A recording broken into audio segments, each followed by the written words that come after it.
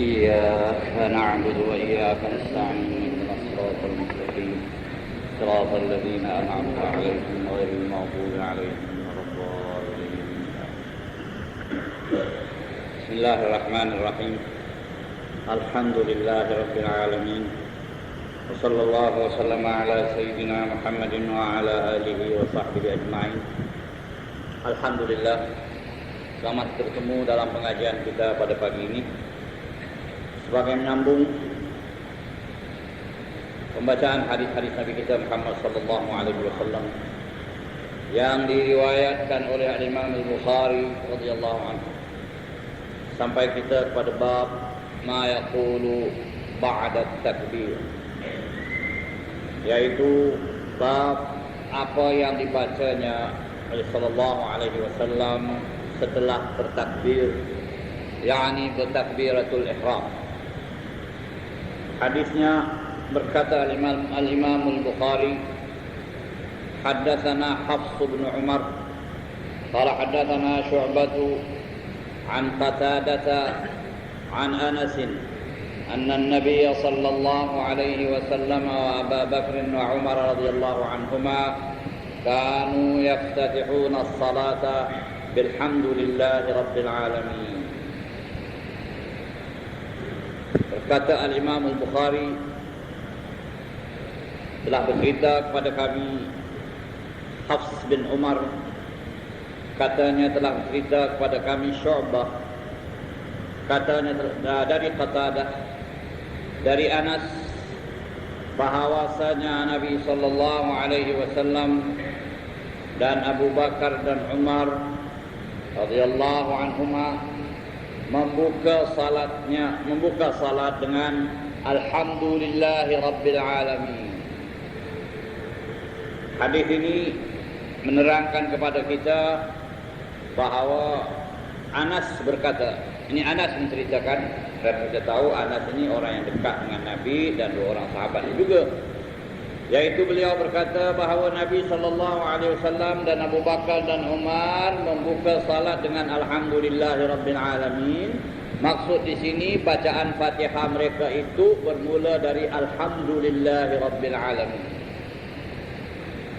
Di sinilah timbulnya pandangan ataupun mazhab yang mengatakan tidak dimulakan dengan bismillahirrahmanirrahim, terus alhamdulillahi rabbil alamin. Ini yang kita dengar di Mekah atau di Madinah. Bila kita sembahyang tu, imam tu bila sebut Allahu Akbar, alhamdulillahi rabbil alamin, tak ada bismillah. Ini hadisnya yang Anas mengatakan bahawa Abu Bakar, Umar, Nabi Abu Bakar, Umar ya memulakan dengan alhamdulillah. Tetapi bagi mereka yang mengatakan bahawa Al-Fatihah itu bermula dari bismillahirrahmanirrahim, tidak menafikan hadis ini, tapi mereka mentafsirkan hadis ini, maknanya Anas mengatakan Nabi dan sahabatnya yang dua ini membuka salat dengan alhamdulillah rabbil alamin, itu tidak mesti bermakna Nabi tak baca bismillahirrahmanirrahim. Sebab kalau ceritanya Nabi membaca bismillahirrahmanirrahim alhamdulillahirabbil alamin, panjang nak cakap. Jadi kita dikatakannya Nabi baca alhamdulillahirabbil alamin, maknanya baca Fatihah. Tidak semestinya Nabi tak baca bismillah, kata mereka yang mengatakan mesti bismillah ni tadi, ataupun wajib bismillah macam mazhab kita Syafi'i. Macam juga kita kata dia baca alhamdu, ya kan? Dia baca alhamdu. Kalau orang Melayu dia kata baca alham, dia bacanya alhamdu, dan yang sebunyi baca alhamdu. Dia baca alhamdu, maknanya dia baca alhamdulillah dengan mula bismillah lah. Cuma kita tak kata dia baca bismillah alhamdulillah, tidaklah. Dia baca alhamdu, tapi tentu mulanya dengan bismillahirrahmanirrahim. Kerana dengan mengatakan alhamdulillah itu teranglah bahawa bacaan Fatihah. Kalau dimulakan dengan kata Nabi membaca mula dengan bismillahirrahmanirrahim, kena panjang ceritanya alhamdulillahirabbil alamin. Kalau dia kata mula dengan Bismillahirrahmanirrahim saja pun tak terang. Lepas itu surah apa yang dia baca. Jadi ini menunjukkan nama surah. Nabi membaca surah Alhamdulillahirrabbilalamin. Kemudian ada pula yang mengatakan, itu tafsir pula tadi, Nabi tidak membaca Bismillah dan Abu Bakar dan Umar juga. Ada pula yang mengatakan Nabi tidak membaca Bismillah itu tidak semestinya Nabi memulakan dengan Alhamdulillah itu tak dibacanya Bismillah. Mungkin dibacanya Bismillah tetapi secara senyap.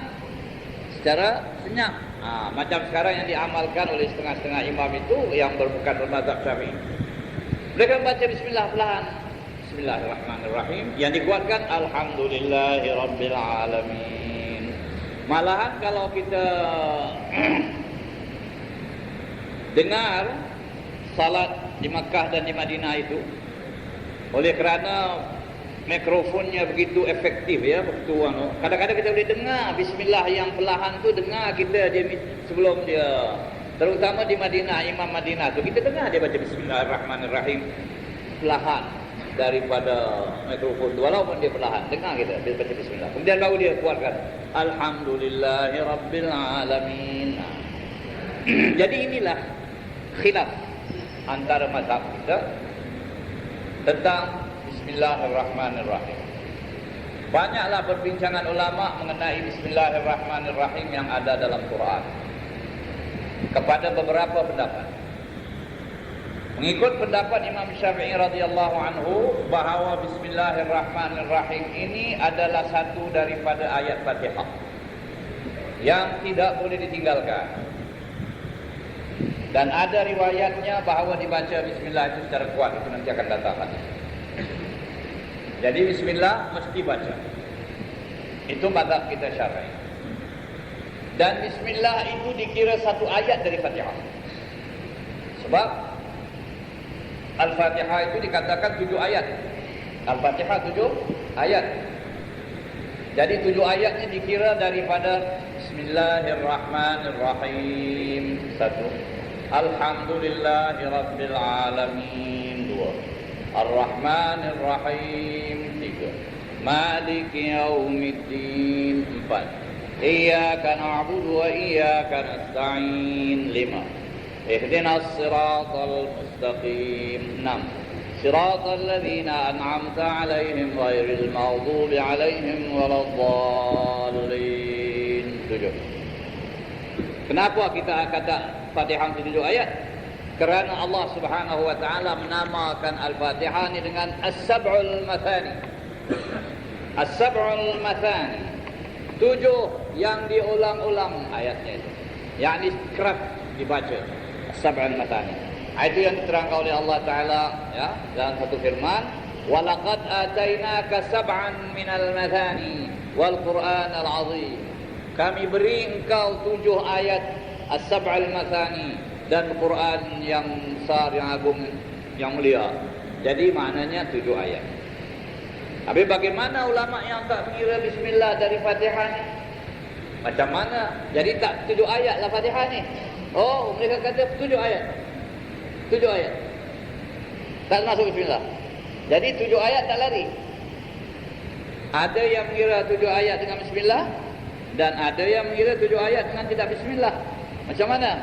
Alhamdulillahirrabbilalamin 1, Ar-Rahmanirrahim 2, Maliki yaumiddin 3, Iyyaka na'budu wa iyyaka nasta'in 4, Ihdinas siratal mustaqim 5, Siratal ladzina an'amta 'alaihim 6, Ghairil maghdubi 'alaihim waladdallin 7. Orang yang tidak mensabitkan Bismillah juga mengatakan 7 ayat kerana 7 ayat dah pasti. Dan orang yang tidak mensabitkan Bismillah itu juga mengatakan 7 ayat kerana ayat yang akhir itu dikira 2. Tapi dalam mazhab Syafi'i kita ayat yang akhir dikira 1. Siratal ladzina an'amta 'alaihim ghairil maghdubi 'alaihim waladdallin 1. Jadi 7 ayat tetap 7 ayat. Sama ada masuk bismillah atau tak masuk bismillah. Mazhab kita Syafi'i masuk bismillah, dan kalau tak baca bismillah tak sah. Dalam mazhab Syafi'i kalau tak baca bismillahirrahmanirrahim dalam Fatihah, Fatihah tidak sah. Tak cukup, kurang 1 ayat. Dan kalau kurang 1 ayat Fatihah tidak sah, sembahyang pun tak sah lah. Jadi itu kita kena jaga dalam mazhab kita Syafi'i ini tadi. Mazhab lain itu adalah dia punya cara. Ya, dan semua ada dalil. Ya, semua ada dalil.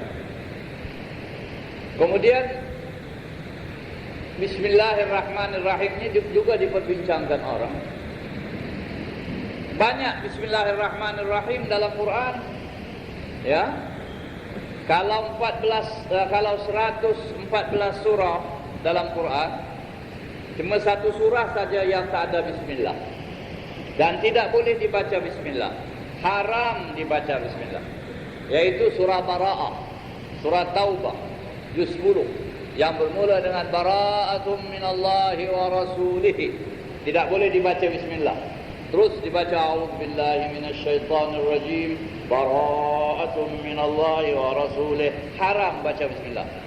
Kenapa haram baca bismillah? Kerana memang tidak sabit bismillah di situ. Tapi ulama mengatakan haramnya baca bismillah itu kalau dibaca dari pangkal, dari mula. Tapi kalau dia tebuk ayat daripada surah Taubah itu sebagai membaca, misalnya qari baca Quran, dia tebuk, katalah dia mulakan dengan firman Allah, innallaha ashtara minal mu'minina anfusahum wa amwalahum bi anna lahumul jannah. Dia baca bacaan lah biasa. Dia nak tebuk tengah-tengah dia baca innallaha ashtara minal mu'minin, itu satu daripada ayat Taubah. Boleh dia baca bismillah. Mari. A'udzubillahi minasyaitonir rajim. Bismillahirrahmanirrahim. Innallaha ashtara minal mu'minina anfusahum wa amwalahum. Boleh, tak ada apa-apa.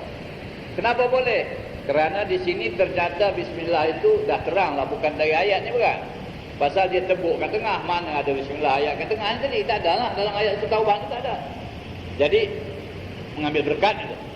Tapi kalau dari mula dia kata saya ngambil berkat juga, tidak boleh, kerana ini pangkal ayat yang memang warisnya tak ada. Tak boleh. Pangkal ayat ni tak boleh. Kalau baca bismillahirrahmanirrahim pada Bara'ah, bermakna awak samakan surah Bara'ah dengan surah-surah yang lain yang ada bismillah. Padahal yang sabit surah Bara'ah tak ada bismillah.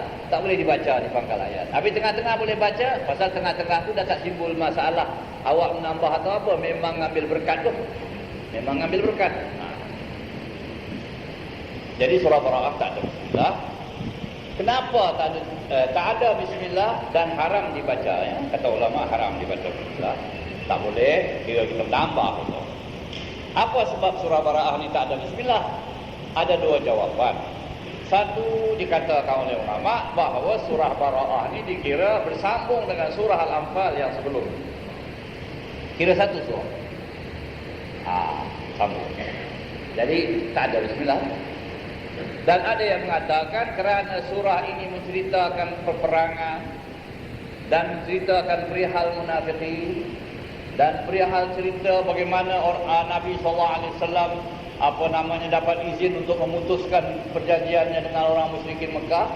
Jadi ceritanya banyak cerita perang, tidaklah sesuai dengan Bismillahirrahmanirrahim, katanya begitu. Jadi 113 surah semua ada bismillah kecuali Bara'ah. Tak ada bismillah. Ya, itu satu. Yang 113 surah yang ada bismillah ni bagaimana? Adakah bismillah ini dikira dari satu ayat? Macam Fatihah tadi. Bismillahirrahmanirrahim. Satu. Bagaimana dengan qul a'udzu bil falaq? Qul a'udzu bin nas. Katalah bismillahirrahmanirrahim. Qul a'udzu bi rabbin nas. Sekarang ayat nombor 1 apa? Bismillahirrahmanirrahim ke qul a'udzu bi rabbin nas.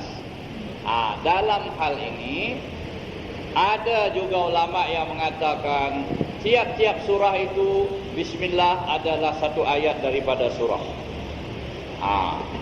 Tetapi banyak juga ulama dari mazhab kita bahawa bismillah itu hanya satu ayat daripada surah Al-Fatihah. tidaklah termasuk ayat-ayat yang bismillah yang ada pada Quran Nas, Suratul Falaq, wallahu semua itu tak kira satu ayat, itu ngambil berkat saja. Jadi satu ayat dari surah Al-Fatihah itu yang pertama, dan lagi satu ayat bismillah dalam surah An-Naml, yaitu bila menceritakan Nabi Sulaiman bila menulis surat kepada Puteri Balqis.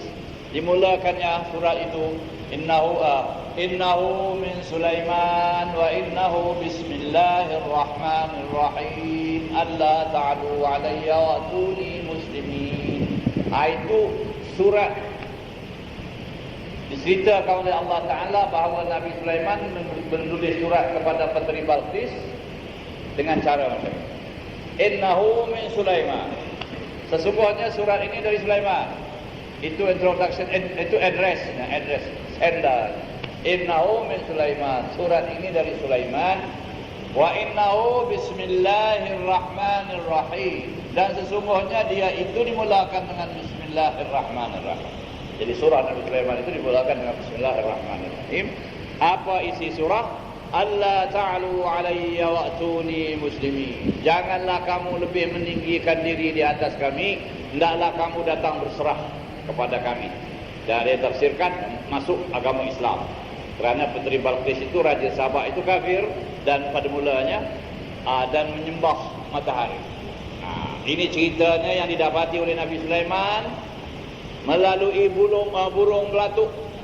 Burung belatung. Hudhud kata orang. Di situ ada bismillahirrahmanirrahim. Jadi teranglah yang di dalam surah An-Naml, surat menceritakan surat Nabi Sulaiman itu ayat daripada Quran. Bismillahirrahmanirrahim itu ayat daripada Quran. Tak disyak lagi. Surah di tengah cerita. Dan mengikut mazhab kita satu ayat daripada Fatihah. Dan bismillah yang lain itu mengambil berkat dan juga untuk memisahkan antara surah dengan surah. Tapi ada yang mengatakan tiap-tiap surah itu bismillahnya satu ayat ya. Itulah sedikit tentang bismillahirrahmanirrahim ya, dan hukum-hukumnya. Jadi pada mazhab kita bismillahirrahmanirrahim itu adalah daripada Al-Fatihah ya. Jadi takwilan ayat ini tadi, hadis ini tadi mengatakan sama ada Anas itu mengatakan Nabi memulakan dengan alhamdulillah untuk menerangkan Al-Fatihah walaupun tak menyebut bismillah, tetapi maksudnya ada bismillah mungkinnya, ataupun memang tidak didengar bismillah Nabi SAW itu, jadi ada yang mengatakan tidak ada bismillah dibaca pada Fatihah. Dan ini tidak berlawanan dengan apa yang disabdakan oleh Nabi SAW. Kerana ada setengah orang merasakan orang yang tidak membaca bismillahirrahmanirrahim pada Fatihah ini semacam kurang sangatlah salat mereka itu ya. Jadi mereka merasakan ini tak betul lah sembahyang ni Fatihah tak ada bismillah. Tak boleh kita cakap macam itu. Tak boleh. Ya, tak boleh kita katakan ini orang Hanafi semua tak baca bismillah Fatihah. Tak betul, tak berkat. Kerana Nabi SAW bersabda apa? Kullu amrin dhi balin la yubda'u fihi bi bismillahirrahmanirrahim wa huwa abdar. Tiap-tiap perkara yang nak dibuat yang ada maksudnya dalam agama itu kalau tak dimulakan dengan bismillahirrahmanirrahim adalah putus.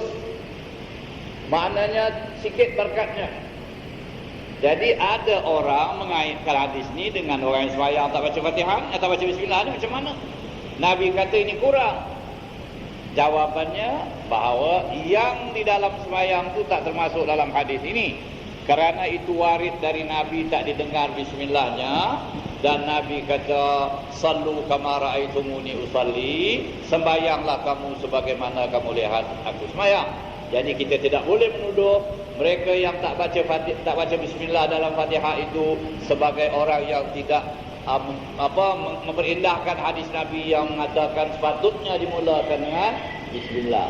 Oleh sebab itu sabit pada kita bahawa mereka yang tak membaca bismillah pada Fatihah mereka itu pun sunat dibaca dengan suara yang perlahan. Oleh sebab itu kita yakin bahawa mereka itu membacanya dengan perlahan dan pada mereka hukumnya sunat, ya. Jadi tidak boleh dikaitkan dengan itu. Ya, sebab saya pun nak dengar orang mengatakan macam mana dia orang sembahyang bismillah tak baca, semua tak baca. Jangan cakap begitu sebab ini ada dalil-dalilnya. Yang kita ni alhamdulillah lah kita ada dalil bahawa Fatihah itu dimula dengan bismillah. Kita baca lah bismillah, malahan wajib mazhab kita Syafi'i membaca bismillah. Jadi hadis itu pada yang lain perkara. Nak makan, nak minum, nak bangun, nak duduk, nak mengaji, nak apa semua bismillah lah. Tapi ada juga yang tak ada bismillah. Misalnya kita naik khutbah Jumaat, naik saja atas mimbar, tidaklah kita cakap macam kita bersyarah biasa. Assalamualaikum warahmatullahi wabarakatuh. Bismillahirrahmanirrahim. Atau kita mulakan dengan Bismillahirrahmanirrahim, kemudian kita Assalamualaikum. Tidak, tak ada. Sebab yang warid dari Nabi bila berdiri di hadapan orang ramai, Assalamualaikum warahmatullahi wabarakatuh. Kemudian duduk. Kemudian Nabi bangun, Alhamdulillahirabbil alamin. Alhamdulillah. Nahmaduhu wa nasta'inuhu wa nastaghfiruh. Ya. Jadi tak ada bismillah. Itu yang memang diamalkan. Jangan pula ditambahkan dengan bismillah lagi. Itu sudah menyalahi, ya. Kita khutbah Jumaat dimulakan dengan bismillah. Dari mana dalilnya? Dari mana kedengarannya? Oh, bismillah sunat. Sunat itu memang sunat, tapi ada tempat-tempat yang memang tidak disebut. Perlahan lah awak kalau nak bismillah, perlahan lah nak melangkah tu naik baca lah bismillah. Tak apalah, bukan Bismillahirrahmanirrahim depan ramai. Nanti orang kata yang tak bismillah ni salah lagi pula. Dah keliru orang. Siapa yang betul? Jadi ini yang nama-nama macam ni kita kena jaga. Jangan ikut saja. Ya. Sebagaimana saya katakan juga, dulu orang membaca khutbah nikah tak ada bismillah kuat. Dan tak ada assalamualaikum. Dia dah duduk majlis nikah tu semua sekali, khatib betul baca. Alhamdulillah. Nahmaduhu wa nasta'inuhu wa nastaghfiruh wa na'udzu billahi min khati'nya baca. Ya, tahu siapa yang nak baca khutbah. Tapi sekarang dah trendnya ada assalamualaikum. Dibuatnya macam syarahan biasa di masjid-masjid dan sebagainya. Tak apalah, apa nak buat. Semua dah assalamualaikum warahmatullahi wabarakatuh. Ini khutbah nikah. Macam khutbah Jumaat. Tak sama, ini khutbah nikah lain. Orang semua dah ada kat situ. Jadi, tapi kalau dia sebut pun tak apalah. Cuma kita kata ini sudah kecoh sikit lah. Ini hadis tadi mengatakan Nabi memulakan dengan Alhamdulillahirabbil alamin setelah takbir. Kata Anas bahawa Nabi dan Abu Bakar dan Umar sesudah takbir maknanya Allahu Akbar, terus membaca Alhamdulillahirabbil alamin. Tidak pula menafikan mana letaknya wajah tu wajhiyah, mana Allahu Akbar kabira. Ya, yang kita baca doa iftitah. Nabi tak baca doa iftitah kah? Di situ kita boleh fahamkan bahawa ini riwayat menerangkan apa yang mereka dengar secara kuat. Yang perlahan mereka tak ceritakan. Jadi Anas menceritakan yang dikuatkan oleh Nabi lah. Jadi Nabi bila Allahu Akbar, hadis yang kedua nanti akan mengatakan Nabi tidak terus Allahu Akbar Alhamdulillahirabbil alamin. Tidak begitu. Ada masa Nabi senyap. Di situ doa iftitah. Dan di situlah orang mengatakan Nabi baca bismillah secara perlahan. Yang dikuatkan oleh Nabi Alhamdulillah. Macam juga kita kalau sembahyang Fatihah tu kita sunat baca a'udzubillahi minasyaitonir rajim. Sunat tu. Dan sunat a'udzubillah tu pada setiap rakaat. Sunat. Tetapi adakah kita kuatkan a'udzubillah? Tidak. A'udzubillah perlahan. Jadi bila kita dah takbir Allahu Akbar, sudah baca doa iftitah, baca a'udzubillah minasyaitonir rajim. Bismillahirrahmanirrahim. Ini yang kita kuatkan, bukan? Kalau orang Hanafi pula dia takbir Allahu Akbar, sudah dibacanya doa iftitah, sudah dibacanya a'udzubillahi minasyaitonir rajim, Bismillahirrahmanirrahim. Alhamdulillahi Rabbil Alamin. Dikuatkannya Alhamdulillahi Rabbil Alamin. Jadi kita kata ya, perbezaan mazhab tu timbulnya dari cara pemahaman hadis. Macam mana difahamkan hadis ini? Kalau difahamkan Nabi terus baca Alhamdulillah dengan arti kata tak baca Bismillah, itu satu fahaman. Tapi kalau dikatakan orang ini menceritakan apa yang Nabi kuatkan saja, yang belahan dia tak ceritakan, itu satu fahaman. Ya, jadi berlainan. Ini hadis yang kedua.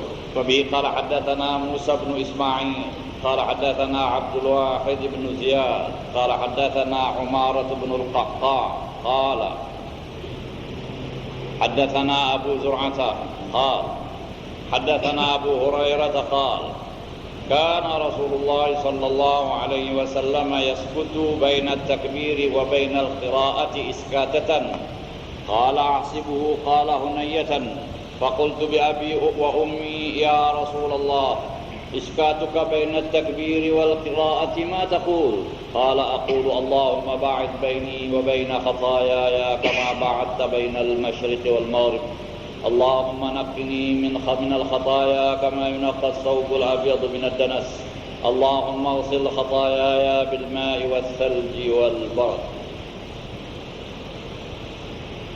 Berkata Imam Al-Bukhari telah bercerita kepada kami Musa bin Ismail, katanya telah bercerita kepada kami Abdul Wahid bin Ziyad, katanya telah bercerita kepada kami Umarah bin Al-Qaqqa, katanya telah bercerita kepada kami Abu Zur'ah, kata Abu Zur'ah telah bercerita kepada kami Abu Hurairah, kata Abu Hurairah adalah Rasulullah sallallahu alaihi wasallam yaskutu bainat takbir wa bainal qiraati iskatatan. Adalah Rasulullah sallallahu alaihi wasallam diam di antara takbir dengan bacaannya, sekadar diam itulah. Ada kadar diamnya. Jadi ini hadis menerangkan Nabi bila bertakbiratul ihram, Allahu Akbar, ada senyapnya sekejap. Kemudian baru Alhamdulillahi Rabbil Alamin, kalau cerita hadis tadi. Jadi itu Abu Hurairah menceritakan ada diamnya Nabi sekadar sekejap sajalah. Maka saya berkata, kata Abu Hurairah, bi abi wa ummi ya Rasulullah, dengan ayah saya dan ibu saya ya Rasulullah, maknanya saya membela atau mempertahankan. Ini cakap Arab ya. Sahabat-sahabat Nabi selalu nak cakap dengan Nabi, bukan semualah, ada sebahagiannya itu untuk melahirkan kasih cintanya kepada Nabi, dimulakan cakapnya bi abi wa ummi ya Rasulullah, dengan ayah dan ibuku ya Rasulullah. Maknanya aku mempertahankan kamu lebih dari mempertahankan ibu dan bapaku. Ibu dan bapaku jadi barang, jadi pertahanan bagimu. Kalau perlu aku lebih dulu mendulukan ibu dan bapaku daripada mendulukan kamu dalam hal-hal yang membahayakan, dalam perkara-perkara yang itu. Jadi selalu tafsirkan, tebusanmu ya Rasulullah, ayah dan ibu, tebusanmu. Itu cakapnya begitu. Maknanya sahabat-sahabat itu sangat cinta kepada Rasulullah. Dia sanggup membela Rasulullah, menebus di Rasulullah walaupun dengan mengorbankan ayah dan ibunya. Itu bahasa cakapnya. Dan tidak semestinya mereka berbuat begitu, tapi menunjukkan mereka punya cinta hati mereka. Ini Abu Hurairah kata, bi abi wa ummi ya Rasulullah, dengan ayah dan ibuku ya Rasulullah. Diammu antara takbir dengan bacaan tu apa kamu baca? Itu dia nak mulakan cakap, nak tanya Rasulullah. Dia tak terus tanya, ya Rasulullah, lepas kamu takbir, kamu diam tu baca apa? Tidak, tak tanya tu gitu. Dengan ayah dan ibuku ya Rasulullah. Cakapnya itu beradab sangat itu kepada Rasulullah. Masa tuan diam antara takbir dengan bacaan tu apa tuan baca? Itulah baca doa iftitah. Ya? Itu doa iftitah namanya. Apa doa iftitah yang warid dalam hadis ini? Allahumma ba'id baini wa baina khataaya kama ba'adta bainal masyriqi wal maghrib. Allahumma naqqini minal khataaya kama yunqqa thawbul abyadu minad danas. Allahumma ighsil khataayaya bil ma'i was salji wal barad. Ini satu daripada doa iftitah. Doa iftitah banyak. Ada beberapa macam doa iftitah. Yang Imam Syafi'i ambil, iaitu wajjahtu wajhiya lilladzi fatara as-samawati wal ardh hanifan musliman wa ma ana minal musyrikin inna salati wa nusuki wa mahyaya wa mamati lillahi rabbil alamin la syarika lahu wa bidzalika umirtu wa ana minal muslimin. Ini riwayat Imam Syafi'i. Dan ada tambahannya lagi setelah kita Allahu akbar kabira walhamdulillahi katsira wa subhanallahi bukratan wa asila wajjahtu wajhiya lilladzi fatara as-samawati wal ardh. Ini doa iftitah kita yang biasa. Tetapi ada doa iftitah yang lain. Satu daripadanya ini dia hadis ini. Dan ada pula Nabi, ada riwayat Nabi baca subhanakallahumma bihamdika asyhadu an la ilaha illa anta astaghfiruka wa atubu ilaik. Pun ada juga dalam riwayat doa iftitah. Malahan ada setengah mengatakan sampai 15 atau 12 riwayat berkenaan dengan doa iftitah yang diriwayatkan dari Nabi sallallahu alaihi wasallam. Jadi riwayat ini satu. Ini ringkas. Allahumma ba'id baini wa baina khataayaya kama ba'adta bainal masyriqi wal maghrib. Ya Allah, jauhkanlah antaraku dengan dosa-dosaku seperti Engkau menjauhkan antara timur dan barat. Ini maknanya kita minta Allah Ta'ala menjauhkan kita daripada dosa di masa yang akan datang lah, di masa muka. Ya, yang dah lepas kita dah buat tu lain cerita. Ini yang akan datang ni, jauhkan aku daripada dosa. Maknanya janganlah ditakdirkan aku ini membuat dosa. Jauhkan. Allahumma ba'id baini wa baina khataayaya kama ba'adta bainal masyriqi wal maghrib. Allahumma naqqini minal khataaya kama yunqqa thawbul abyadu minad danas. Ya Allah, sucikan aku daripada kesalahan-kesalahanku seperti tersucinya baju yang putih daripada kekotoran. Jadi maknanya sekarang ini aku mesti lagi buat dosa, ada dosa yang aku pikul, ya. Maka kau cucikanlah, bersihkanlah, ampunilah maknanya, ampunilah. Supaya jadi bersih. Baju yang putih itu kalau kotor boleh dicuci putih balik. Itulah yang aku harapkan dosa aku ni. Kalau dapat dibersihkan, ya, minta dibersihkan daripada segala kekotoran, biar dia putih balik. Kemudian Allahumma ighsil khataayaya bil ma'i was salji wal barad. Ya Allah, cucikanlah segala kesalahan-kesalahanku. Tapi maksudnya cucilah diriku dari kesalahan-kesalahanku dengan air salji dan air embun. Maknanya biarlah aku dalam keadaan sejuk, jangan panas dengan sebab dosa itu.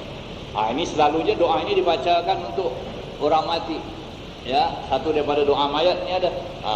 Allahumma ighsilhu bil ma'i wal thalji wal barad wa naqqihi minal khataaya kama yunqqa thawbul abyadu minad danas. Allahumma abdilhu daran khairan min darih wa ahlan khairan min ahlihi wa zawjan khairan min zawjihi. Allahumma laqih ridhaq laqih fitnatal qabri wa 'adzabah. Itu baca doa dalam apa?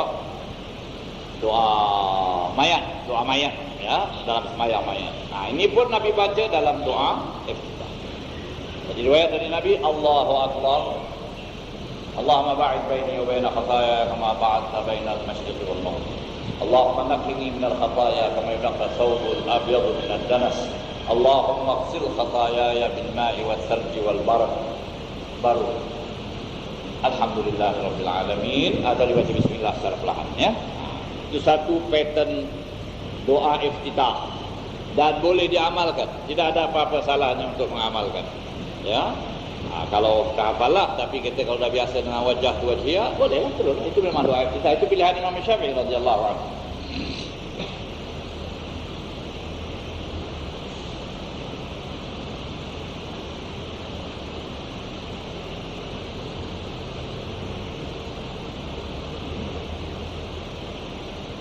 Hadis terusnya. Bab haddatsana Ibnu Maryam bin Abi Maryam qala akhbarana Nafi' bin Umar qala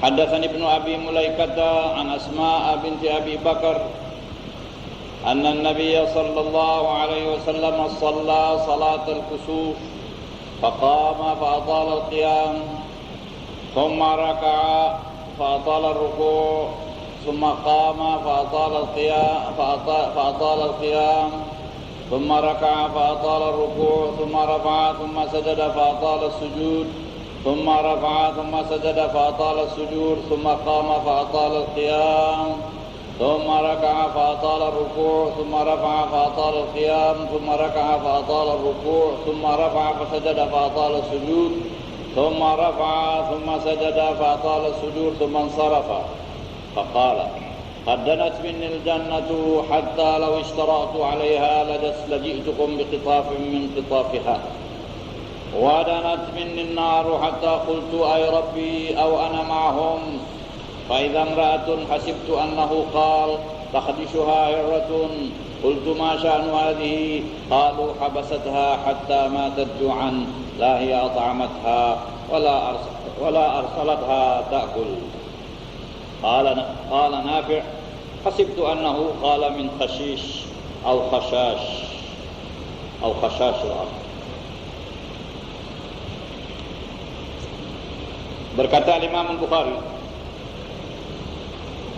telah bercerita kepada kami Ibnu Abi Maryam, katanya telah beritahu kami Nafi' dari Ibnu Umar, Ibnu Umar, katanya telah bercerita kepada saya Abi Mulaikah. Saya ulangi, kata Imam Bukhari telah bercerita kepada kami Ibnu Abi Maryam, katanya telah beritahu kami Nafi' bin Umar, katanya telah beritahu kami Ibnu Abi Mulaikah daripada Asma binti Abi Bakar bahawasanya Nabi sallallahu alaihi wasallam sallal kusuf.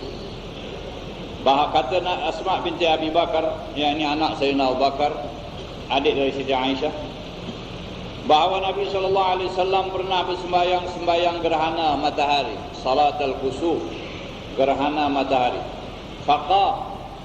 Maka Nabi berdiri sembahyang itu, fa'atala al-qiyam, maka Nabi memanjangkan berdirinya. Kemudian raka'a, Nabi rukuk, maka Nabi memanjangkan rukuk. Kemudian Nabi berdiri, Nabi panjangkan berdirinya. Kemudian Nabi rukuk lagi, Nabi panjangkan rukuk. Kemudian Nabi bangun, kemudian Nabi sujud, Nabi memanjangkan sujud. Kemudian Nabi bangun, kemudian Nabi sujud lagi, Nabi memanjangkan sujud. Kemudian Nabi bangun, Nabi memanjangkan dirinya. Kemudian Nabi rukuk, Nabi panjangkan rukuknya. Kemudian Nabi bangun, Nabi memanjangkan berdirinya. Kemudian Nabi rukuk, Nabi memanjangkan rukuknya. Kemudian Nabi bangun dan terus Nabi sujud dan memanjangkan sujudnya. Kemudian Nabi bangun, kemudian Nabi sujud lagi dan dipanjangkan sujudnya. Kemudian Nabi selesai sembahyang, maka berkata Nabi, telah dekat kepada aku surga. Yakni aku nampak surga itu dekat dari aku, hingga kalau aku beranikan diri, hendak aku mengambil gugusan buah-buahnya untuk kamu dari taman surga itu. Dan juga dekat kepada aku neraka, hingga aku kata, ya Allah, aku termasuk dalam golongan mereka ini kah? Takut Nabi, ya. Maka tiba-tiba aku terlihat seorang perempuan. Kata perawi, bahawasanya aku rasa Nabi sebut dicakar oleh seekor kucing. Jadi Nabi nampak dalam neraka ada seorang perempuan dicakar oleh seekor kucing, ya. Nabi berkata, saya bertanya, masya'nu hadhihi, apa pasal perempuan ini? Mereka menjawab, yakni adalah orang-orang yang dalam neraka itu menjawab, ataupun malaikat menjawab, dia telah mengurung kucing ini sampai mati kelaparan, tidak diberinya makan dan tidak dilepaskannya untuk makan sendiri. Kata Nafi' yang meriwayatkan, aku kira ada disebutkan khashish atau khashashul ardh, ulat-ulat daripada bumi. Maknanya dalam hadis disebutkan tidak dibiarkannya kucing ini terlepas makan daripada benda-benda dan apa-apa yang ada di bumi ini, daripada ulat-ulat dan sebagainya lah, cari makan. Jadi hadis ini ada dua perkara atau dua perkara lah kita katakan, ya. Yang pertama, Asma binti Abi Bakar meriwayatkan sembahyang gerhana matahari yang dibuat oleh Nabi. Dalam fikih kita, sembahyang gerhana ini ada tiga cara. Cara yang paling afdal, cara yang disebutkan dalam hadis ini, nanti saya terangkan. Kemudian ada lagi satu cara dan ada lagi satu cara. Jadi cara yang pertama yang afdal disebutkan pada hadis ini, cuma berlainan sikit dengan fikih kita pada akhirnya, nanti saya terangkan. Yaitu hadis ini menerangkan bahawa ini hadis menunjukkan amalan Nabi, yaitu yang diterangkan oleh Asma binti Abi Bakar, seorang perempuan. Dia kata bahawasanya Nabi sembahyang kusuf atau gerhana matahari, Nabi bangun panjang sekali, lama sekali Nabi bangun. Keterangannya, pernah ada riwayat bahawa Nabi dalam sembahyang kusufnya itu, sembahyang gerhananya, selepas Fatihah pada berdiri yang pertama itu dibaca Al-Baqarah 286 ayat, 84. Dari awal Baqarah sampai akhir 2 juz lebih Nabi berdiri. Itu lama tu. Lama Nabi berdiri. Kemudian Nabi rukuk. Dan rukuknya pun lama. Sekadar 150 ayat membaca tasbih. 150 ayat tu kalau ditasbihkan pula dekat-dekat 200 tasbih. Subhana rabbiyal azim wa bihamdih. Lama. Dah rukuk, lama baca masa rukuk tu. Kemudian Nabi berdiri, Nabi baca lagi Fatihah dan surah yang panjang seperti Ali Imran 200 ayat, ya. Jadi sekarang kita nampak Nabi mula-mula baca Fatihah, baca surah panjang, rukuk, bangun, baca lagi. Bukan sami Allahu liman hamidah, baca Rabbana lakal hamd, tidak. Dibacanya lagi Fatihah dan dibacanya lagi surah. Inilah yang dikatakan satu cara sembahyang gerhana, 2 kali berdiri, 2 kali rukuk. Ini dah 2 berdiri, ya. Dibacanya sekadar Ali Imran, panjang bacaannya. Kemudian Nabi rukuk, Nabi baca tasbih pun panjang juga, kurang sedikit daripada rukuk yang pertama tadi. Kemudian baru Nabi i'tidal, Nabi sujud. Menurut riwayat ini Nabi sujud pun lama. Tapi menurut mazhab kita sujud tidak dipanjangkan. Yang dipanjangkan hanya rukuk. Itu riwayat. Tapi hadis ini memanjangkan sujud. Lama Nabi sujud. Ratusan tasbih yang Nabi baca. Kemudian Nabi duduk sekejap. Sujud lagi. Baca lagi panjang. Sujud, ya, baca sujud tasbih, sujud panjang lagi.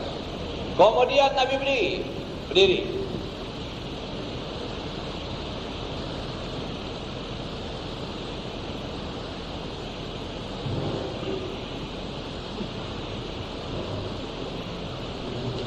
Kemudian Nabi berdiri, ya, baca panjang lagi. Sekadar surah An-Nisa. Nabi rukuk, baca lagi tasbih, panjang, tapi kurang sikit daripada yang sebelum. Nabi bangun berdiri, baca Fatihah dengan surah Al-Ma'idah. Fatihah semua ada, ya. Dibaca Fatihah dan panjang berdiri macam baca surah Al-Ma'idah. Itu berdiri 4 surah tu, Al-Baqarah, Ali Imran, An-Nisa, Al-Ma'idah. Berapa jam tu Nabi sembahyang? Dan Nabi rukuk, Nabi sujud lama. Kemudian Nabi berdiri, Kemudian Nabi sujud lama, baca lama dalam sujud. Jadi 2 rakaat, berdiri 2 kali, Fatihah 2 kali, surah 2 kali, panjang-panjang, rukuk pun baca, rukuk 2 kali tiap-tiap rakaat, jadi 4 rukuk, panjang-panjang baca, dan sujud tetap 2 kali dalam tiap-tiap rakaat, tapi tasbihnya panjang. Itulah sembahyang gerhana yang pertama.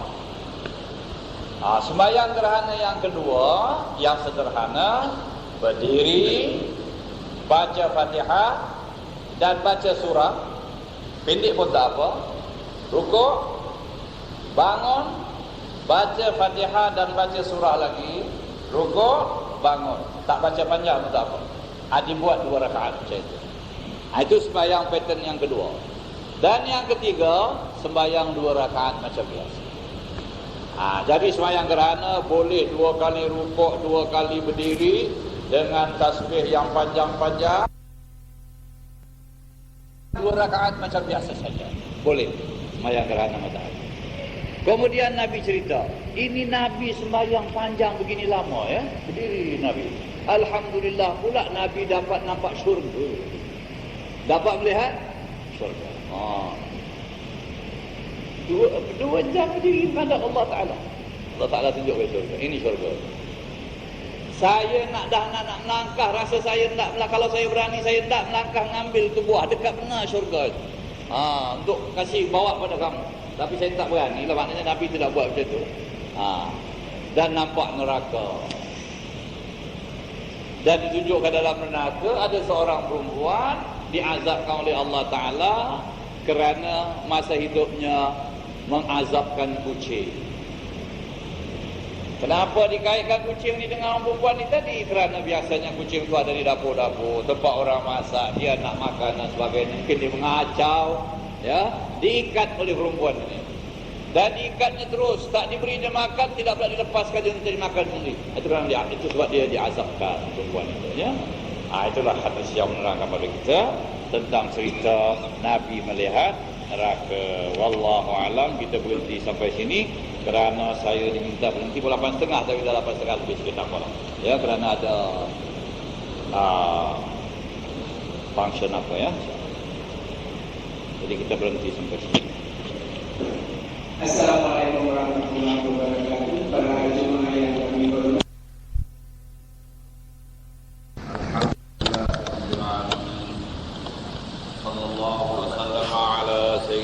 Muhammadin wa ala alihi wa sahbihi ajma'in. Alhamdulillah, selamat bertemu dalam pengajian kita pada pagi ini. Sebagai menyambung perbincangan atau pembacaan kita pada hadis yang diriwayatkan oleh Al-Imam Al-Bukhari dengan sanadnya.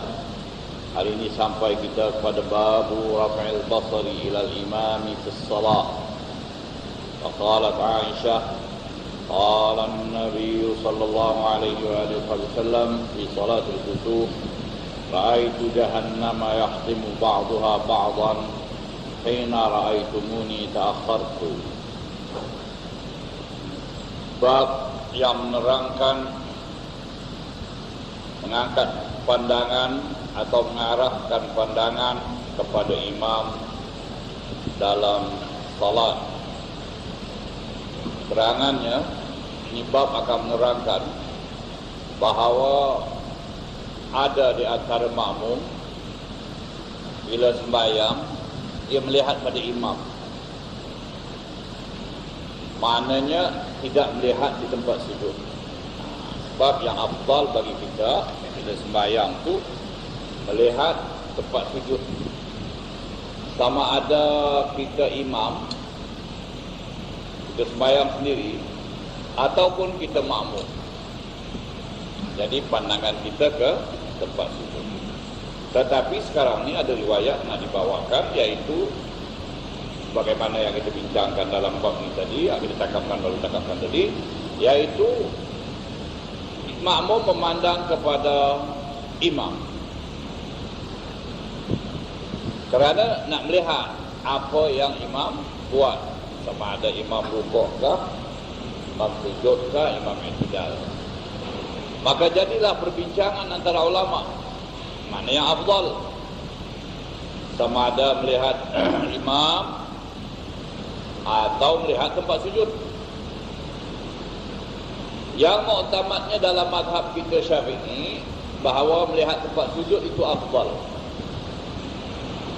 Tidak afdal melihat imam, kecuali kalau keadaan sangat-sangat memerlukan awak melihat imam itu apa imam buat. Kalau tidak, yang afdalnya tempat sujud.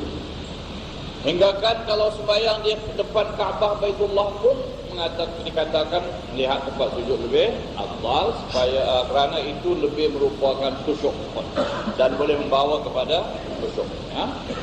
Tapi ini diharuskan, ya, makmum melihat kepada imam. Dan berkata Siti Aisyah, telah bersabda Nabi SAW pada sembahyang kusuf atau sembahyang gerhana matahari,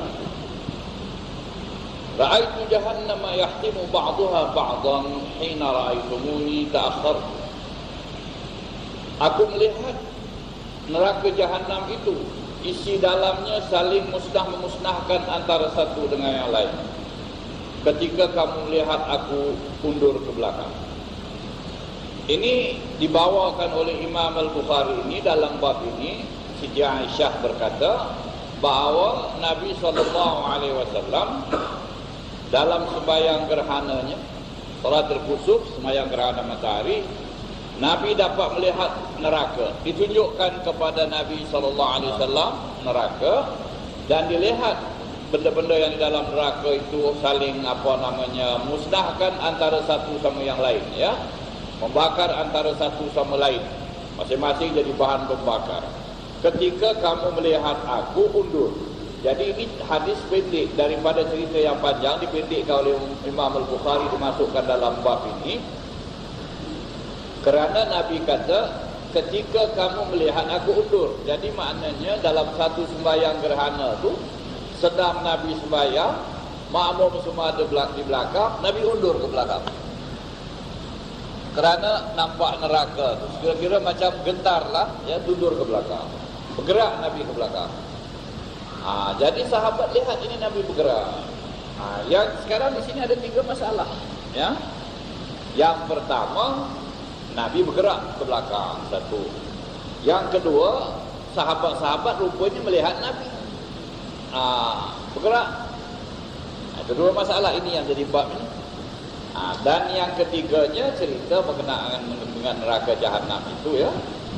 Yang ketiganya berkenaan Nabi diperlihatkan neraka jahanam. Dalam satu riwayat nanti Nabi akan diterangkan Nabi melihat syurga dan neraka. Cuma dibawa ini kerana apa? Kerana nak menunjukkan bahawa tidak mengapalah kalau makmum itu memandang pada imam. Tidak jadi salah apa-apa kerana ada riwayat. Tapi yang afdalnya melihat kepada tempat sujud, ya. Dan kita kata di sini, riwayat Siti Aisyah ni sembahyang gerhana. Dan kita tahu, ya, sembahyang gerhana Nabi itu lama berdiri membaca sampai diperlihatkan oleh Allah Subhanahu wa taala apa yang dah dilihatkan itu. Hadisnya berkata Imam Al-Bukhari, haddatsana Musa qala haddatsana Abdul Wahid qala haddatsana Al-A'mash an Umar bin Umair an Abi Ma'mar qala qulna li Khabbab أكان رسول الله صلى الله عليه وسلم يقرأ بالظهر والعصر؟ قال نعم. فقلنا بما كنتم تعرفون ذاك؟ قال باضطراب لحيته. Kata Imam Al-Bukhari, telah cerita kepada kami Musa, katanya telah cerita kepada kami Abdul Wahid, katanya telah cerita kepada kami Al-A'mash dari Umarah bin Umair dari Abi Ma'mar. Kata Abi Ma'mar, kami bertanya kepada Khabbab, ini seorang sahabat Nabi, ya. Khabbab ini orang-orang yang mula-mula pun masuk Islam bersama-sama dengan Bilal dan Ammar bin Yasir, dan beliau ini juga termasuk dalam golongan orang yang telah disiksa oleh orang-orang musyrikin Quraisy, ya. Khabbab bin Al-Arat radhiyallahu anhu. Ini minas sabiqin, orang-orang yang terdahulu Islamnya. Jadi ditanyakan kepada Khabbab, adakah kau tahu Rasulullah SAW membaca pada sembahyang Zuhur dan Asar? Maknanya adakah Nabi SAW membaca surah pada sembahyang Zuhur dan Asar. Ya, sebab itu tak kedengaran. Sembahyang tu sembahyang perlahan. Jadi kau tahu ada Nabi baca apa-apa? Dia kata ada. Qala na'am, ya Nabi membaca. Kemudian kami tanya pada dia, macam mana kau tahu Nabi baca? Padahal itu bacaan perlahan. Katanya dengan bergoyang-goyangnya janggut Nabi Muhammad sallallahu alaihi wasallam. Jadi dah nampak ya Nabi berjanggut bergoyang dan mulut bergoyang, maknanya Nabi membacalah. Apa sebab di bawah hadis ni? Maknanya makmum tengok imam ni. Itu dia. Kalau makmum tengok tempat sujud tentu tak nampak apa-apa. Jadi di sini maknanya makmum tu dia tengok imam. Jadi dengan itu bolehlah kalau makmum melihat imam, kerana ini ada amalan daripada sahabat-sahabat Nabi yang tidak diingkari. Sebab itu dia kata saya nampak Nabi membaca itu dengan bergoyangnya janggut Nabi sallallahu alaihi wasallam. Hadis yang berikutnya berkata Imam Al-Bukhari, haddatsana Hajjaj qala haddatsana Syu'bah qala anba'ana Abu Ishaq qala sami'tu Abdullah bin Yazid yakhutubu qala haddatsana Al-Bara' wa kana ghayra kadhub annahum kanu idza sallu ma'an Nabi sallallahu alaihi wasallam farafa'a ra'sahu min ar-ruku' qamu qiyaman hatta yarawhu qad sajada. Berkata Imam Al-Bukhari telah cerita kepada kami Hajjaj, katanya telah cerita kepada kami Syu'bah, katanya telah beritahu kami Abu Ishaq. Katanya saya telah mendengar Abdullah bin Yazid berkhutbah. Lalu berkata, telah bercerita kepada kami Al-Bara', dan dia adalah orang yang tidak dusta.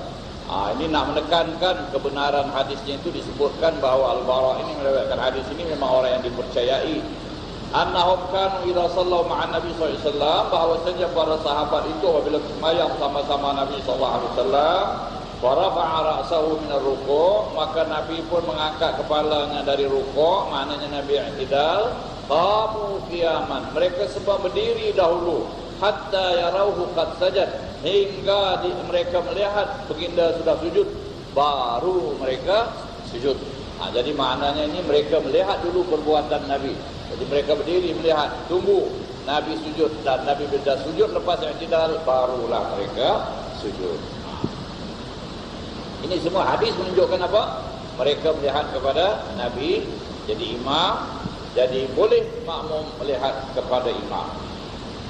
وبه قال حدثنا إسماعيل قال حدثنا مالك عن زيد بن أسلم عن عطاء بن يسار عن عبد الله بن عباس رضي الله عنهما قال خسفت الشمس على عهد رسول الله صلى الله عليه وسلم فصلى فقالوا يا رسول الله رأيناك تناول شيئا في مقامك ثم رأيناك تكعكعت فقال إني أريد الجنة فتناولت منها عنقودا walau akhadtuhu la akaltu minhu ma baqiyatid dunya.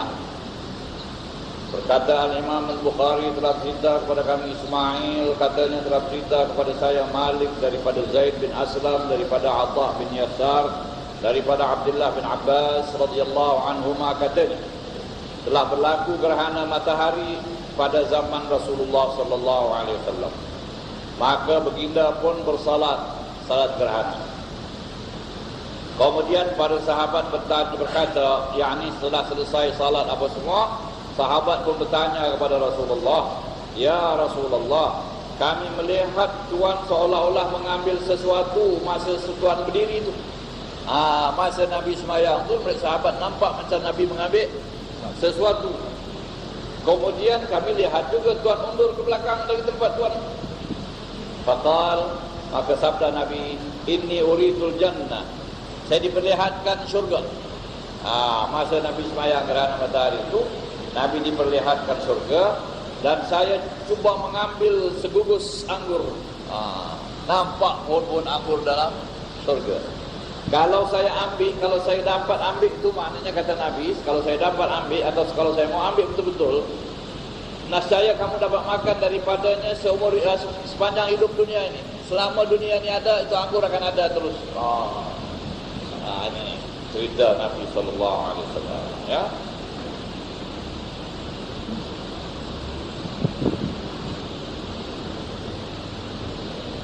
Dan hadis terusnya, hadatsana Muhammad bin Sinan qala hadatsana Fulaihun qala hadatsana Hilal bin Ali an Anas bin Malik qala shalla an-nabiy sallallahu alaihi wasallam thumma raqiya al-minbar fa ashara bi yadihi qibala qiblatil masjid thumma qala laqad ra'aytu al-ana mundu sallaytu lakum as-salata al-jannata wan-nar mumassalatayn fi qiblati hadha al-jidar falam araka al-yawma fil khairi wasyarri qala thalathan. Telah berkata Imam Al-Bukhari telah cerita kepada kami Muhammad bin Sinan, katanya telah cerita kepada kami Fulaih, kata Fulaih telah cerita kepada kami Hilal bin Ali daripada Anas bin Malik, katanya Nabi SAW setelah bersembahyang bersama-sama kami, kemudian Nabi naik ke mimbar. Ini sembahyangnya apa? Sembahyang gerhana. Ya. Jadi maknanya cerita Nabi SAW bergerak dalam sembahyang, undur ke belakang, dan Nabi seolah-olah mengambil sesuatu dan sebagainya. Apa yang diceritakan tadi ialah pada sembahyang gerhana matahari, ya, yang Nabi sembahyangkan. Jadi kata Nabi SAW, setelah Nabi sembahyang itu Nabi naik ke mimbar, yakni khutbah, ya, kerana sunat pada sembahyang gerhana matahari, gerhana bulan, khutbah macam sembahyang hari raya, ya. Sembahyang ada khutbah, sembahyang hari raya, sembahyang gerhana, sembahyang minta hujan, ini semua ada khutbah, ya. Jadi Nabi pun naik ke mimbar, kemudian Nabi menunjuk dekat dengan tangannya ke arah mimbar masjid, ke arah kiblat masjid. Nabi tunjuk dengan tangannya dalam masa khutbah, dan Nabi berkata, di sini saya baru masa saya sembahyang tadi, kata Nabi, ra'aitul ana mundu sallaitu lakumus shalah, baru sekarang ini saya baru selesai sembahyang, saya sembahyang bersama kamu, saya telah nampak syurga dan neraka ternampak di dinding kiblat ini, kata Nabi. Nabi isyarat ke arah tempat sembahyang Nabi SAW. Depan mata saya tergambar di tembok ini. Falam araka al-yawmi fil khairi wasyarr, saya tak pernah nampak sesuatu yang baik dan yang buruk ialah pada hari ini. Ya, makna saya sembahyang, saya nampak keindahan syurga, kenikmatan syurga, dan saya juga nampak segala azab yang ada dalam neraka. Nabi mengucapkan hadis ini 3 kali untuk menekankan kepada para sahabat, ya. Jadi dalam sejarahnya itu, iaitulah Nabi SAW diperlihatkan syurga dan neraka beberapa kali. Ya, sama ada dalam sembahyang gerhana ni yang pernah yang kita cakapkan sekarang ni, dan juga Nabi masa Isra' dan Mi'raj, Nabi diperlihatkan syurga dan neraka. Dan ini juga menjadi bukti bahawa syurga dan neraka itu sudah ada sekarang, sudah ada. Sebab ada khilaf di antara, ada setengah membincangkan di antara ulama, ada setengah mengatakan kemungkinan nanti akan diadakan. Bila orang semua dah sampai ke mahsyar, Allah Ta'ala mengadakan surga dan neraka. Jadi macam sekarang tak ada, tapi menurut riwayat yang banyak, dan itulah yang sahih, yang benar, bahawa surga dan neraka sudah ada, ya. Cuma kita belum orang-orang yang meninggal ni belum masuk ke surga dan neraka.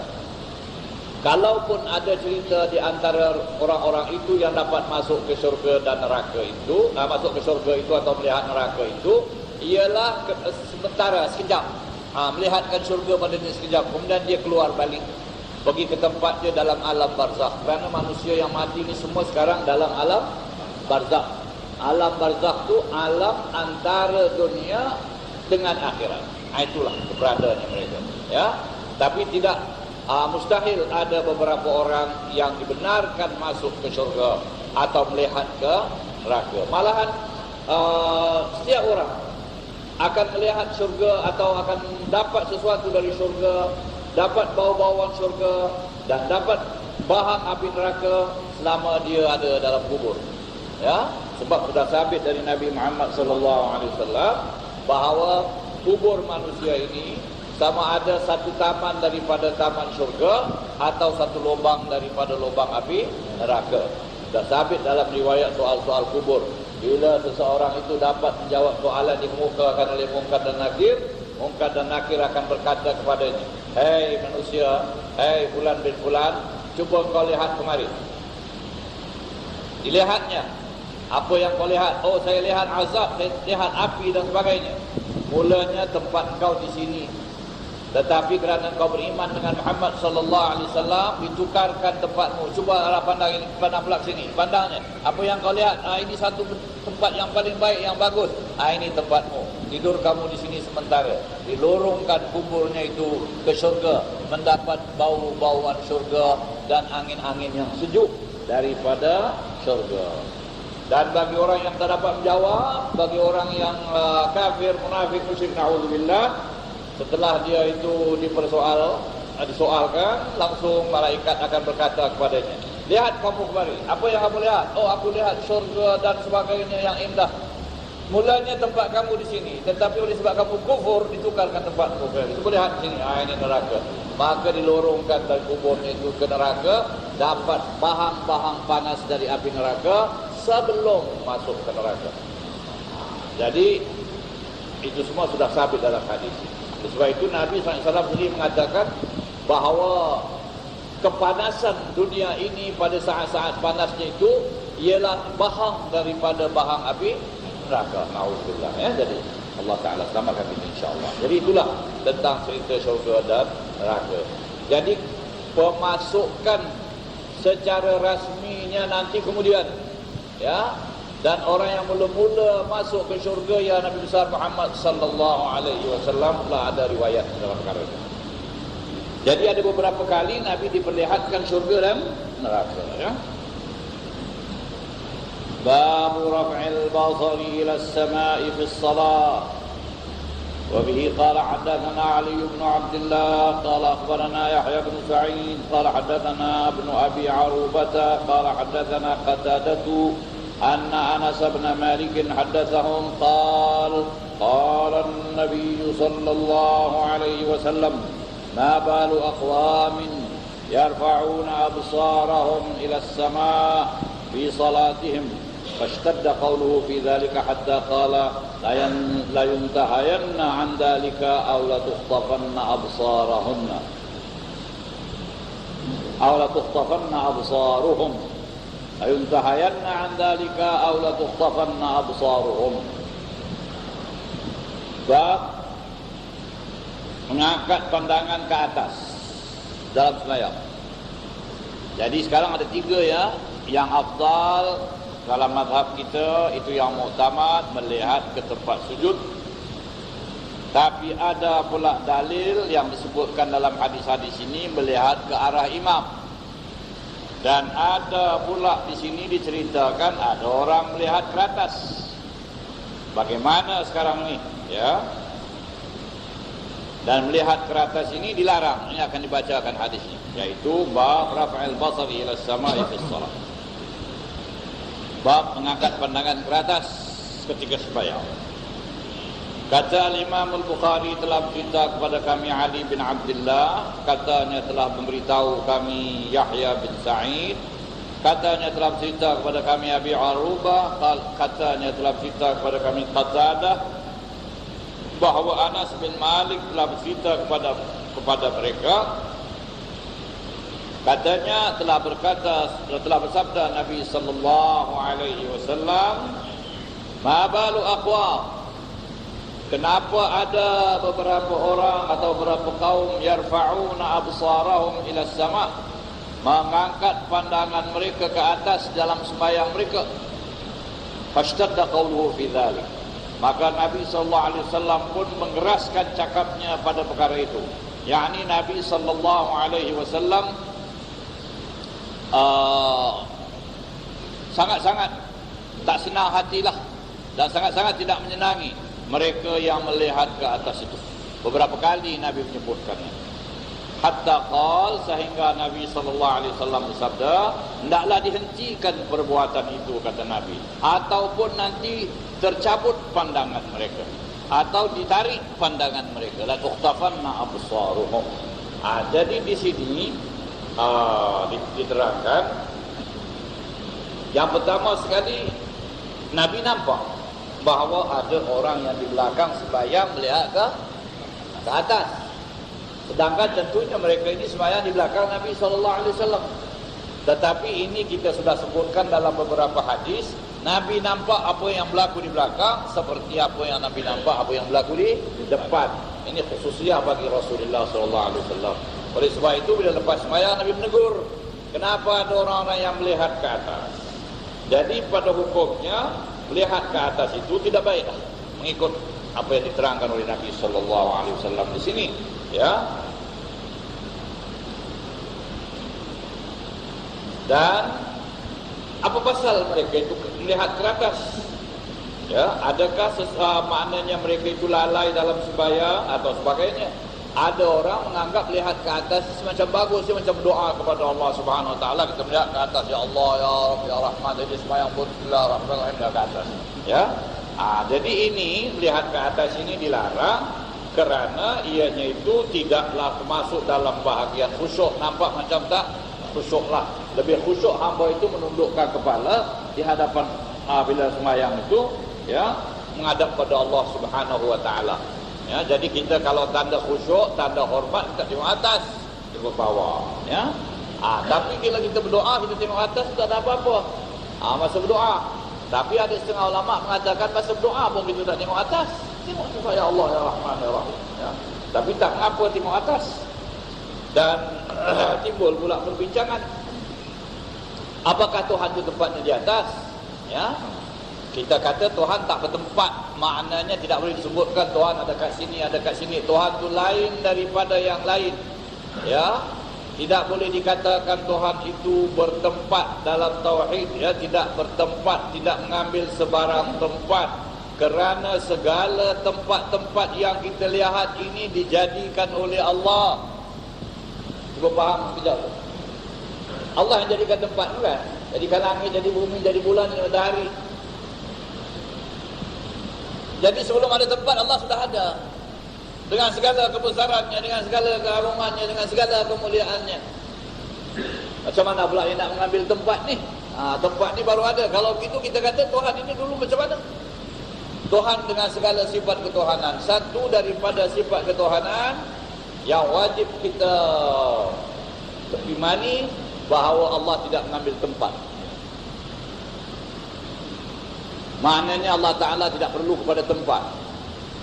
Sebab tempat-tempat yang kita lihat ni semua tempat yang dijadikan oleh Allah Subhanahu Wa Ta'ala kemudian. Dan kalau kita kata Allah Ta'ala bertempat di kanan, di kiri dan sebagainya, ataupun ada sempadannya nanti dari situ ke situ aku lihat, ya ini besar, inilah Tuhan, ya. Padahal tempat tu dia besar lagi. Na'udzubillah min dzalik. Jadi soal tempat, soal masa tidak ada kena-mengena dengan zat Allah Subhanahu Wa Ta'ala.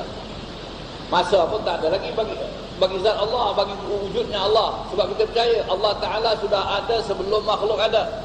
Oleh sebab itu kita bincangkan sifat qidam. Sifat qidam itu pertama wujud. Pertama Allah Ta'ala itu ada. Kemudian yang kedua adanya itu dengan sifat qidam. Sifat qidam ni maknanya sudah memang ada. Sudah memang ada. Bukan macam kita sekarang ada, pada mulanya kita tak ada. Nanti kita akan tak ada lagi. Ya tidak? Ini wujud kita. Wujud Allah sudah memang ada. Dari bila? Tak boleh bilang dari bila. Sebab Allah Ta'ala tidak terikat dengan masa. Dan masa datang dijadikan oleh Allah kemudian. Bila sudah ada langit, sudah ada bumi, sudah ada bulan, baru perjalanan apa? Masa. Baru perjalanan masa. Jadi macam mana ni? Itulah Tuhan. Sudah. Bila ditanyakan macam mana ini, itulah Tuhan. Oleh sebab itu tak ada sesuatu yang serupa dengan Tuhan. Itu yang kita sembah. Subhanahu Wa Ta'ala amma yusyrikun. Maha suci Allah Ta'ala apa yang mereka sama-samakan dengan makhluk. Ya, tak boleh sama Allah Ta'ala dengan makhluk. Itu satu sifat ketuhanan. Wujud. Ini kita cakap sikit pasal tauhid lah, tak apalah. Wujud. Tuhan wujud, Tuhan ada, kita pun ada. Tapi kita dah tahu, adanya kita pada mula tak ada. Bila Tuhan jadikan, baru kita ada. Oleh sebab itu kita kata kita baru. Baru. Bukan sudah memang ada. Langit baru, bumi baru, bulan matahari baru, malaikat baru. Apa macam ni baru ni dah berapa ribu ratus tahun pun baru-baru juga lagi. Ini baru pada istilah tauhid. Dulunya tak ada, bila dijadikan baru ada. Itu dia, itu cakapnya.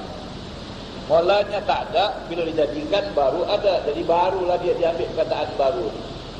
Itu beza wujud kita dengan wujud Allah. Beza lagi wujud kita dengan wujud Allah. Allah sudah memang ada, kita dulunya tak ada. Kita mengambil tempat, kita perlu pada tempat.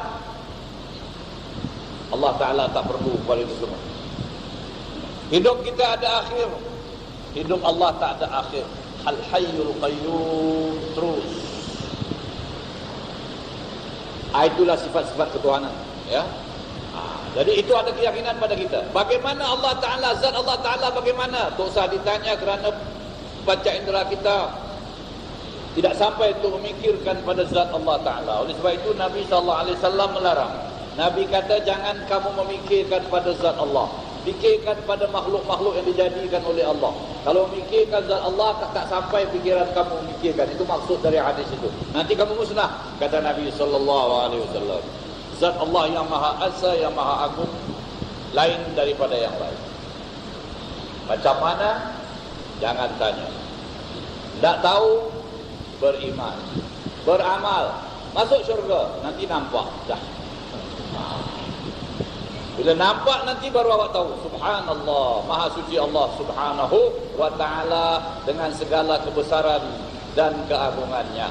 Oleh sebab itu nikmat yang paling besar dalam syurga, nikmat melihat kepada zat Allah Subhanahu wa Ta'ala. Nikmat itu yang paling besar. Itu, ya. Jadi apa tadi yang saya nak cakapkan? Macam mana kita boleh sampai kepada perkara ini, iaitu khusyuk kita kepada Allah Subhanahu wa Ta'ala apabila kita bersalat, ya. Jadi kita memandang ke tempat sujud tadi di atas, ya, kita melihat ke atas. Tetapi tidak salahnya kita berdoa melihat ke atas. Boleh, tak ada apa-apa. Dan tidak salahnya kita mengatakan Allah Ta'ala itu di atas segala makhluknya, tapi bukan atas pengertian tempat, atas pengertian penguasaan. Semuanya di bawah kebesaran Allah Subhanahu wa Ta'ala, ya. Jadi kita disunatkan tadi apa? Sujud melihat tempat sujud, sembahyang melihat tempat sujud, kerana itu lebih merupakan kekhusyukan kita. Melainkan, ini kesimpulan tadi, ya. Melainkan kalau kita sekali-sekala perlu melihat ke hadapan untuk mengetahui apa pergerakan imam, itu dibolehkan. Jadi kalau kita dah tahu imam baca apa dan lepas ini imam akan bergerak macam mana apa semua, kita dah tahu, maknanya kita dapat perhatikan dengan fikiran kita, kita tahu sekarang apa yang nak buat. Yang afdalnya kita tengok ke tempat sujud. Dan yang keduanya tadi kita dah bincangkan, iaitu kita boleh melihat ke depan, sama ada kita perlu sangat tahu apa pergerakan imam itu, ataupun ada masa-masanya kita perlu tahu, kita lihat ke depan. Dan sekarang lihat ke atas. Jadi lihat ke atas ini dilarang, ya. Tidak boleh. Kenapa tidak boleh? Ada mengatakannya itu berlawanan dengan kekhusyukan kita. Ya tidak, itu satu. Yang keduanya Nabi dah melarang. Nabi melarang, dia tak usah tengok atas.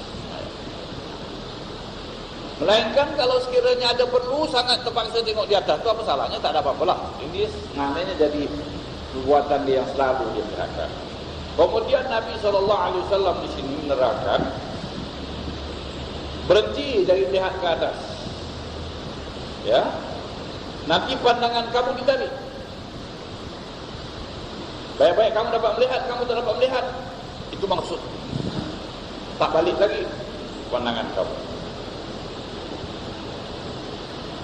Apa maksud di sini? Apakah ini amaran? Maknanya kalau kamu buat begitu berdosa kamu, yang kamu dapat itu tak baik. Dan ada pula ulama yang mengatakan kalau tengok atas batal sembahyang kerana larangan Nabi SAW, ya.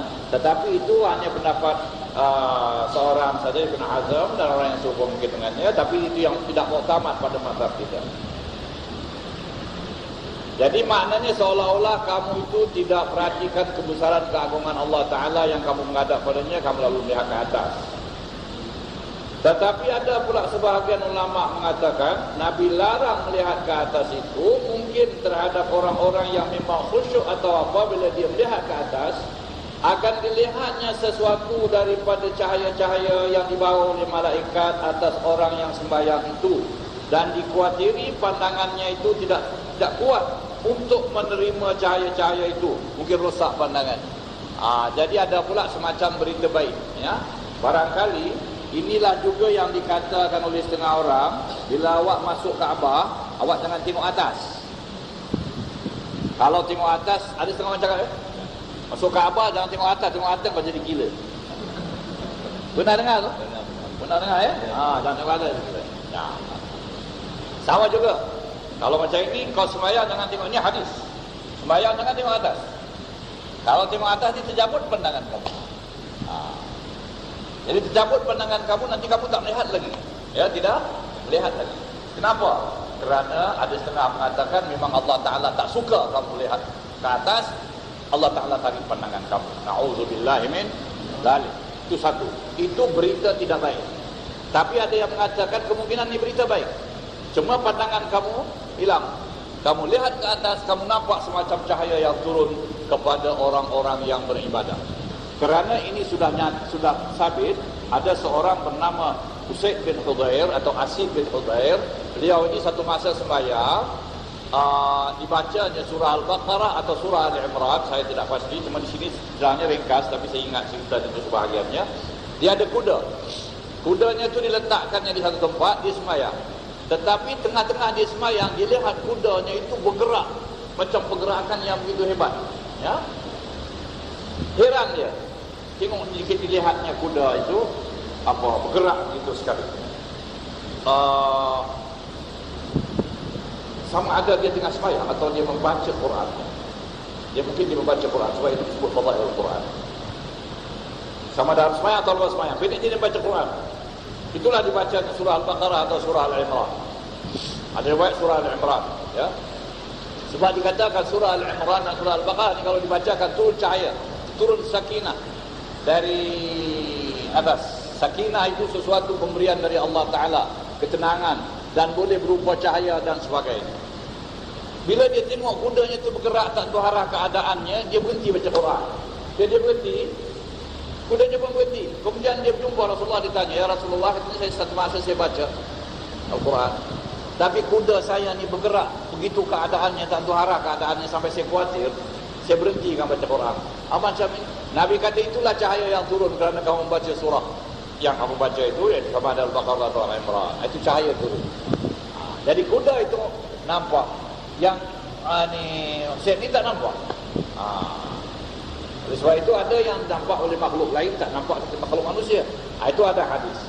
Jadi ada yang mentafsirkan, di sini disebutkan mungkin cerita ini yang Nabi larang jangan kamu tengok tu, kerana nanti nampak kamu sesuatu cahaya atau sesuatu yang tak tahan mata kamu melihatnya. Tak tahan mata kamu melihatnya, hilang pandangan kamu, ya. Dan ini dikuatkan lagi dengan satu cerita, yaitu Sayyidina Abdullah bin Abbas radhiyallahu anhuma.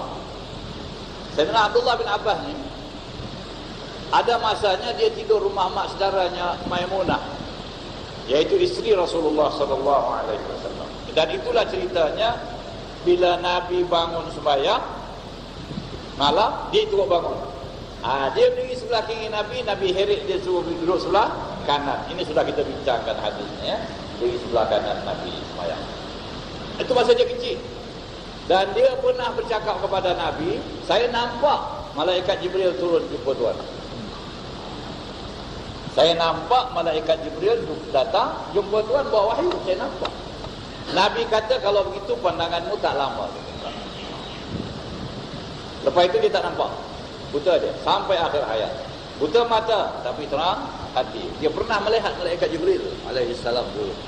Oleh sebab itu ulama mengatakan malaikat ini walaupun memang kita tak nampak, ini melihat malaikat Jibril ini maksud saya di sini, maksud hadis ini melihat dengan bentuknya yang asal ya. Bukan melihat menyerupa. Amma melihat menyerupa semua kita boleh lihat, kadang-kadang kita boleh jumpa, kita begitu orang manusia rupanya malaikat menyerupa. Menyerupa tak ada masalah. Ini jumpa dalam bentuknya yang asal, dalam bentuk dia bersayap daripada cahaya itu. Jadi kekuatan cahaya ini berlawanan dengan dua kekuatan cahaya manusia ini dengan cahaya malaikat. Ya tidak. Ini orang suci betul, bersih ini orang. Ya. Oleh sebab itu kalau kita tidak akan melihat sesuatu yang luar biasa yang apa semua, kena bersihkan batin, bersihkan hati. Biar dia itu macam cermin yang boleh ada reflection dari. Kalau dia berkarat, tak dapat. Tak dapat. Inilah. Oleh sebab itu wali-wali Allah ni nampak perkara yang kita tak nampak, kerana mereka bersih, jernih, cermin mereka itu terang sekali. Nampak dia punya, ya. Ini semuanya. Jadi itu Abdullah bin Abbas. Jadi malaikat ni kemungkinan melihat mereka itu dengan bentuk yang asal boleh. Berdasarkan apa yang diceritakan dari Abdullah bin Abbas yang Nabi kata, kalau itu pandanganmu tak lama, kata Nabi. Ini dikiaskan dengan ini. Jadi kalau kamu melihat ke atas, ini bukan yang sembahyang ni bukan sembarang orang. Kalau yang sembarang melihat kata memang ini dia khayal, itu tak ada benda dah. Ini orang yang betul-betul khusyuk, dilihatnya ke atas, nampak semacam yang turun. Mungkin rosak mata dia pandangan. Dan Nabi kata, dan mungkin tak kembali lagi pandangan kamu itu, kata Nabi sallallahu alaihi wasallam. Ya. Jadi Abdullah bin Abbas pernah berlaku padanya kalau Nabi kata engkau tak akan lama, mata engkau tak lama. Betul-betul lah, lepas itu matanya tak nampak lagi, ya. Dan apa sebab? Tuhan tidak izinkan bahawa orang yang melihat macam ini tidak dinampakkan padanya perkara-perkara ini semua terus. Pasal apa? Kerana takut jadi fitnah. Ya. Sebab manusia ni hatinya berubah-ubah. Kemungkinan nanti dia akan mendakwakan sesuatu yang akan merosakkan dia sendiri. Ya. Atau terfitnah dia anggapnya diri dia sudah lain daripada yang lain. Nanti akan syaitan pun masuk membisik-bisik kepada dia. Oleh sebab itu Allah Ta'ala rahmatkan dia kalau tersalih hati. Kalau Allah Ta'ala membiarkan dia, kemungkinan itu rahmat Allah kepada kita. Sebab banyak orang manusia yang perangai tak betul atau dia nampak dia lain sikit saja, dia sudah mendakwa yang bukan-bukan. Ya, yang dia lihat sikit dia cakap banyak, bohong lagi tambah. Pasal dia nak apa? Ini manusia ni. Itu sifat manusia. Tetapi Allah Ta'ala merahmati manusia-manusia setengahnya itu. Sama ada dia terfitnah atau orang lain terfitnah. Ada pula orang tu tak ada apa-apa, anak murid dia ni yang lebih-lebih. Jadi dia terfitnah, dia kata guru saya begini, guru saya begini, guru saya begini, guru. Padahal belum tak ada. Kau terfitnah. Jadi perkara-perkara yang macam ini memang nak dielakkan, ya. Itu cerita Abdullah bin Abbas. Kemudian satu perkara lagi berhubung dengan ini. Malaikat kita boleh lihat, kalau ditakdirkan oleh Allah, diberi oleh Allah, kita dapat melihatnya dengan bentuk yang asal. Tetapi jin tidak boleh. Kalau ada orang kata saya jumpa jin bertanduk, mata merah dan sebagainya macam itu kan, itu semua menyerupa. Menyerupa, bukan asli. Kerana tak boleh kamu tengok yang asli. Jin betul-betul dalam bentuk yang asal tak boleh. Malaikat boleh. Boleh itu maknanya apa? Ada kemungkinan. Jin tak ada. Kenapa? Al-Quran telah memutuskan bahawa bangsa jin ni innahu yarakum huwa wa qabiluhu min haitsu la tarawnahu. Makhluk jin ini dan kaumnya dapat melihat kamu dari arah yang kamu tidak dapat melihat mereka, kata Allah Subhanahu wa taala. Jadi Allah dah sabitkan kamu tidak akan dapat melihat mereka. Jadi tak dapat melihat mereka tu maknanya dalam bentuk yang asal. Sedangkan Al-Quran tidak ada nas, sedangkan tentang malaikat itu tak ada nas yang mengatakan kamu tak boleh dapat melihat mereka. Tapi Jin ini nas, kamu tak dapat melihat mereka. Jadi dalam bentuk yang asal.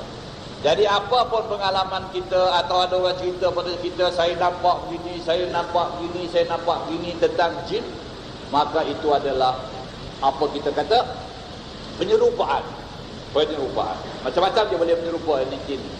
Ya, menyerupa haiwan, menyerupa manusia, menyerupa orang baik, menyerupa orang jahat, macam-macam. Jadi sedikit pandangan berkenaan dengan melihat ke atas. Jadi hukumnya dalam mazhab kita, melihat ke atas itu makruh. Ya, masa sembahyang makruh melihat ke atas. Yang afdalnya melihat ke tempat sujud. Ya. Dan boleh melihat kepada imam. Kerana ada dalil-dalil yang tersebut. Ya, tadi yang kita bacakan. Itu pun melihat kepada imam itu tujuannya apa? Untuk melihat pergerakan imam.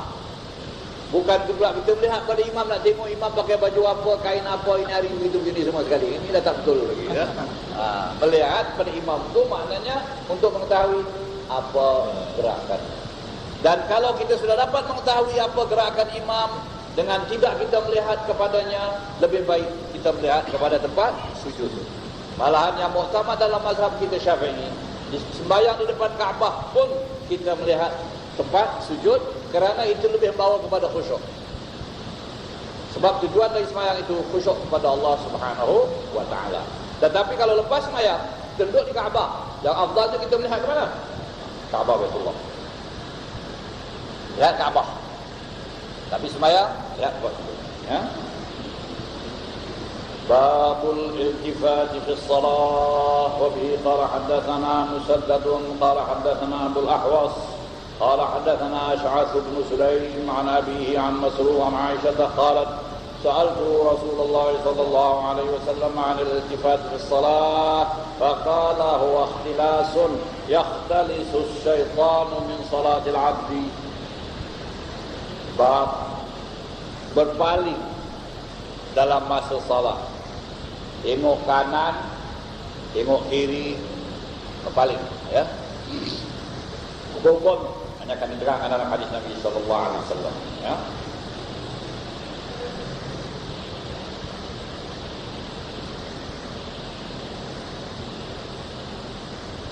Bercerita, kata Imam Bukhari telah bercerita kepada kami Musaddad, katanya telah bercerita kepada kami Abdul Ahwas, katanya telah bercerita kepada kami Ash'ad bin Sulaim, dari ayahnya, dari Masruq, dari Aisyah, qalat, berkata Aisyah, Sa'altu Rasulullah sallallahu alaihi wasallam, saya bertanya kepada Nabi Muhammad sallallahu alaihi wasallam tentang berpaling-paling dalam sembahyang ini.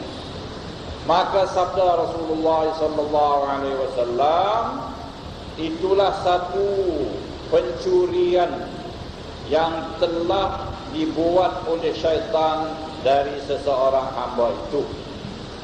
Itu peluang syaitan mengalihkan pandangan hamba. Itu maksud. Peluang syaitan mencuri dari sembahyang hamba. Dia tak mau hamba ni sembahyang betul khusyuk,